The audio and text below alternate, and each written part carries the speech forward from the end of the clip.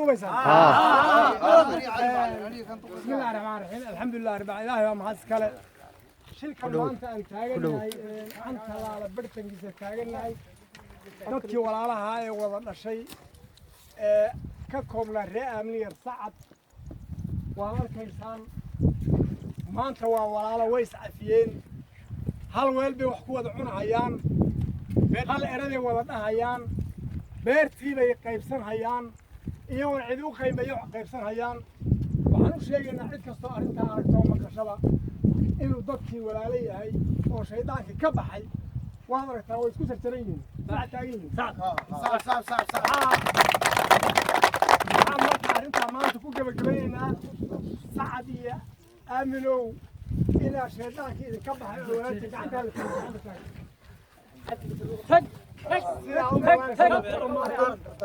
guul bay ku dhammaatay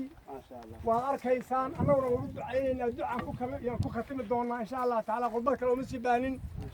intaasaan idinku ducaynaynaa الحمد لله رب العالمين إلى نود من الله إلى والد ود من الله إلى مسلم ود من الله